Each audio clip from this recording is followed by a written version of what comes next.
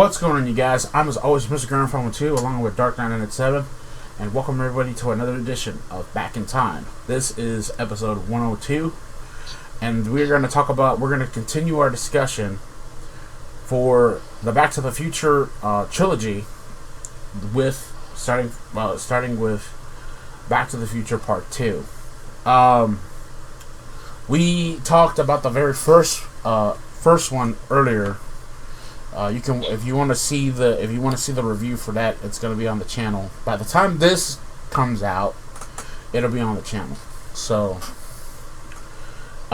one thing we did not discuss, and I forgot to talk about it, was the music for all three movies.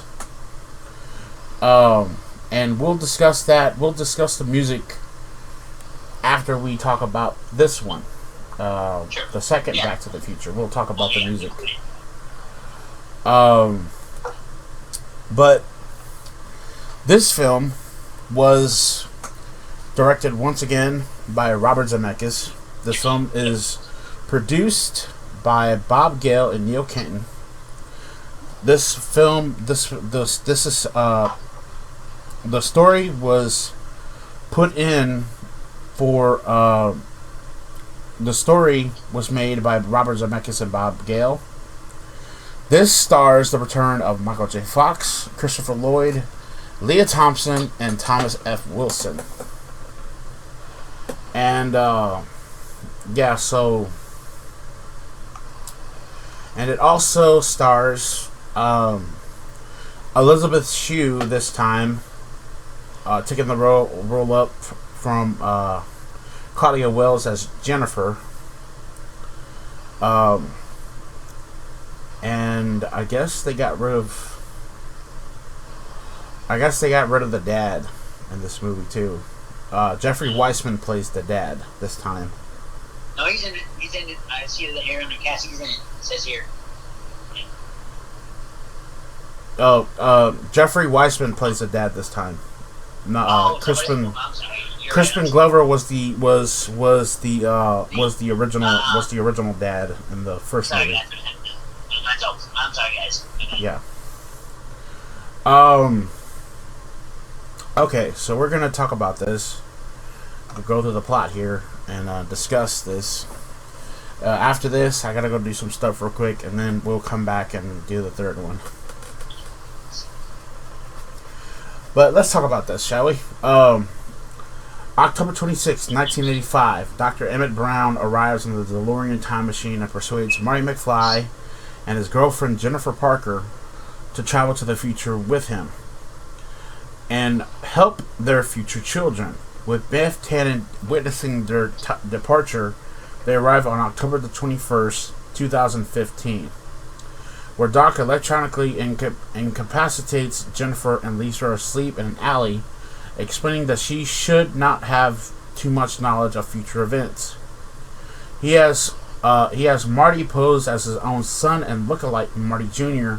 to refuse an offer to participate in a robbery with Biff's grandson Griff, thus saving Marty Jr. from prison. Marty switches places with Marty Jr. and refuses Griff's offer, but Griff goads Marty into a fight, and a subsequent hoverboard chase ensues. Griff and his gang are arrested, saving Marty's future children. Before rejoining Doc, Marty purchases an almanac containing the results of major sporting events from 1950 to 2000. Doc discovers it and warns Marty about profiting from time travel. Before Doc can adequately dispose of it, they are interrupted by the police, who have found Jennifer incapacitated and are taking her to her 2015 home. They pursue as the elderly Biff, who has overheard their conversation and retrieved the discarded almanac. Jennifer wakes up in her 2015 home and hides from the McFly family. She overhears that her future self's life with Marty is not what she expected. Due to his involvement in an automobile accident, she witnesses Marty being goaded by his co-worker Douglas Needles, played by the phenomenal from Red Hot Chili Peppers. Yes. Into a shady business deal, resulting in Marty's firing. Jennifer tries to escape the house, but faints after she encounters her 2015 self.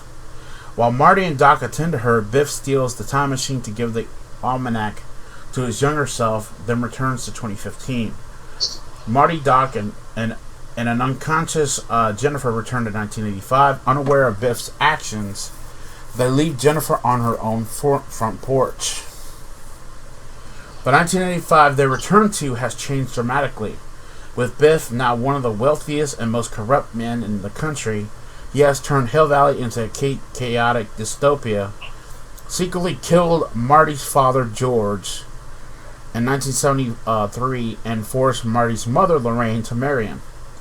Doc has been committed to a mental hospital. Doc deduces that the 2015 Biff took the time machine to give his younger self the almanac, and Marty learned from the alternate 1985 Biff that he received it on November 12, 1955. Wow. Biff tries to kill Marty, but Marty flees and travels to 1955 with Doc. Marty secretly follows the 1955 Biff and watches him receive the almanac from his 2015 self. Marty then follows to the high school dance, being careful to avoid interrupting the events from his previous visit. After several fruitless attempts, Marty finally gets the almanac, leaving Biff to crash into a manure truck. And it's not the first time that asshole deals with manure. Marty burns the almanac, nullifying the changes to the timeline that it has caused, and as Doc hovers above in the time machine, before Marty can join him, the DeLorean is struck by lightning and disappears. A Western Union courier immediately arrives and delivers a 70-year-old letter to Marty. It is from Doc, who explains that the lightning strike transported him back to 1885. Marty races back into town to find the 1955 Doc, who had just helped Marty to return to 1985. Shocked by Marty's sudden reappearance, Doc faints, thus ending part 2 of Back to the Future. Okay, so I want to talk about this for a second. There's an interesting scene in this movie. Okay, so Michael J. Fox played 3 characters in this movie: Marty Jr., and Sister Marlene. Oh my god. I never thought I would see the day that I would see Michael J. Fox dressed in drag. That shit is creepy. That is creepy. She never thought that. But as we saw here,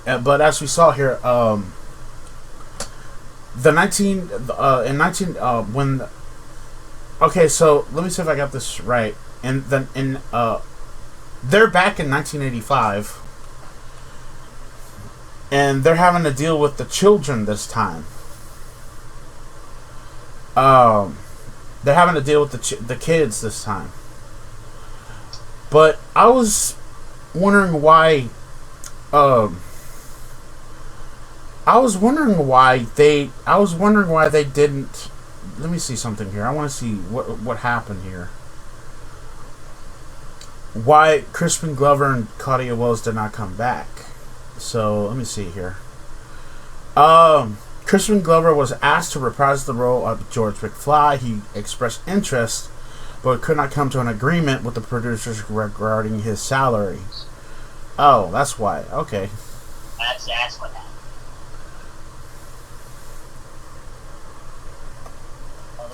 Claudia Wells had played first planned to request, but turned it down due to personal reasons. Yeah, so Jeffrey Weissman played the father this time in the second one. And he was also in the third one this time, too.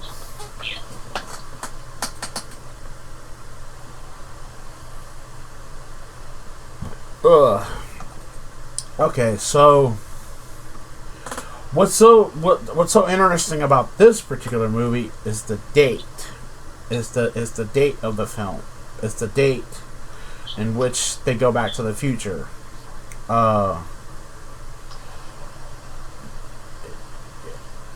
Okay, you October 21st, 2015. I'm trying to think right now. I'm trying to think of something here, but never mind. I don't know what I'm talking about. Anyway, but this movie was really, really good.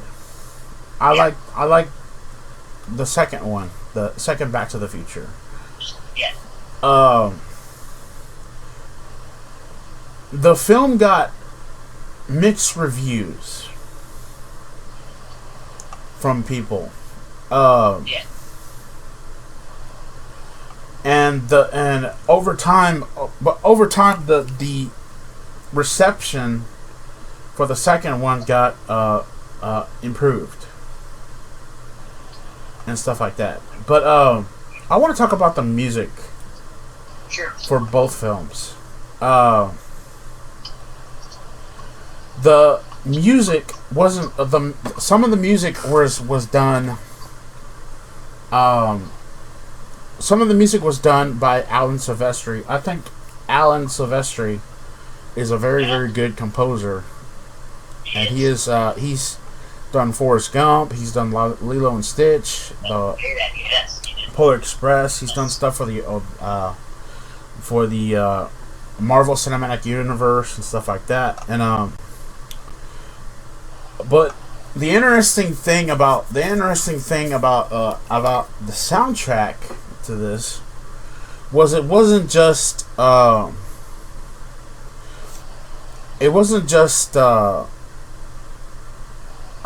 Silvestri that did the music for this. It was also a band called Huey Lewis and the News. Yes. That did some of the music for both and an interesting note and an interesting thing to happen in the first movie was Huey Lewis plays the principal, if I remember correctly. In the first one, yeah. In the first movie. Yes.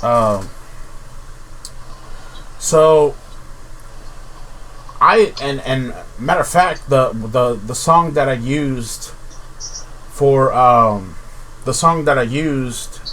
the trailer for this very show, was a song called "Back in Time" by Huey Lewis and the News. Look at that. Which was part of that. Yeah. The very first movie. He also did a song called "Power of Love." And there's a couple of other ones I forget. There was another one I forget. Power of Love, we did that one. There's one that I like called "Do You Believe in Love?" That's not a good one. Yeah. But yeah, I like I like his music that he did. It's nothing that never really got me into his music. So, but yeah, he did play in the movie as a principal, but he's also great music. Yeah. So if y'all want to see the trailer for this very show that features that song, y'all can take a look at that on my it's on my channel. It's on the channel. It's a little folder called Back in Time Reviews, and it's right there at the very first. It's the very first. You got to go all the way down, and then you'll see Back in Time trailer. That's And yeah, that's how you'll know. That's how you'll know it's there. So, but just a little nugget to give y'all, in case y'all want to listen to that song. Which I'm surprised YouTube let me fucking use the damn thing. I had to deal with copyright bullshit though, but it's fine. But I think Part two got darker. Uh, Part two got darker. The second Back to the Future film was darker than the first. But what did you think of Back to the Future Part 2, man? Well, again, another classic. I enjoyed it, and why Trent mentioned it got a little darker, yeah. And that surprised me too. Michael J. Fox did 3 characters himself, well, Martin McFly, and then Martin McFly Jr., like as his son, and then he played Maureen, which is I never thought he would do that. That surprised me about that. But like I said, I enjoyed this movie. Again, if I haven't seen that trilogy, I'll need to see these movies. These movies are classic. They are forever going to be etched, and it's going to be classic in the list of classic movies that you have to watch. And so, and again, and of course, what he said about the music was the music, is great. Alan Silvestri, look, he said did the score for Forrest Gump and a lot of other ones. And of course, movie did it as well with that. And a lot of great music attached to it. You can't pass this up. You can't. And so, but yeah, I enjoyed it. And I think sometime I'm going to rewatch them again for old time's sake, because these are classics, and you can't pass them. They really are. They really are classics. These. I wish they made. I kind of wish that they made a fourth one. Yeah, that would be great. If you want to see an idea of somebody's idea of what a fourth one would be like, take a look at the fanscription video done by Walter Benesiak and Rob Walker from Channel Awesome. They came up with something. They came up with something really, really good, which I thought for a fourth movie. For a fourth movie, it's very interesting. I'm gonna probably put that video in the link. I'm probably gonna put a link to that video in the description down below, so y'all guys can take a look at that. If y'all want to. But as far as everything else goes, I give this movie a 10 out of 10 too. Straight up. This movie surpassed expectations. It was, I think this is even better than the first. You know what I mean? In all matters. But I liked the first movie so much, and I like this one, but I think the third one, I think went out. You want to talk about an ending? We're going to talk about the third one later. Right now, I got to go deal with some stuff real quick, and then I'll come back and we'll talk about the third one. Sure, definitely. But you talk about an ending to the series that I've been watching ever since I was a kid. Stuff like that. So, and speaking of Emblem Entertainment, this is not going to be the first fucking time we deal with that studio, because I am going to say it right now. Coming up very soon, we're going to talk about two of the three American Tales. We will talk about an American Tale. And also, Five Goes West. We will talk about that somewhere down the line, and we will also talk about one of Steven Spielberg's greatest achievements, E.T. Extraterrestrial. Oh yeah. I've seen that movie time and time again. So we will talk about those movies coming up very soon. Don't forget, also coming up in October, we never got a chance to finish the rest of Ripped Season 3. I wanted to make this announcement.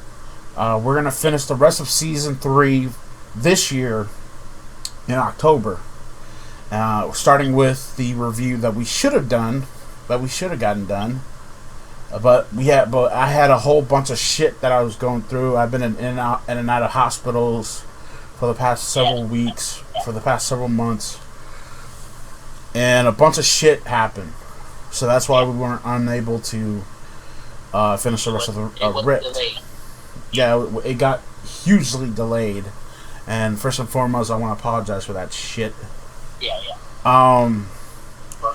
But we are going to continue Rip Season 3 with Underwater. We will get to that review coming up very soon. That's going to be October the 1st. We talk about Underwater. Another Steven Spielberg movie that we're going to talk about that is going to be for this year's Ripped will be Jaws. We will talk about that very soon too. For Rips from the silver screen. So keep an eye on that. But yeah, later on we're gonna get part 3 done and out of the way for Back to the Future. Right now I gotta go take care of some business real quick, and when I come back, we will give you our discussion for Back to the Future Part 3. Not to mention my reaction to the new Suicide Red Band trailer that came out yesterday. So, that's going to be it for me for right now. I am Mr. Grimreaper with Dark 997, and we'll see you all in the afterlife. Peace.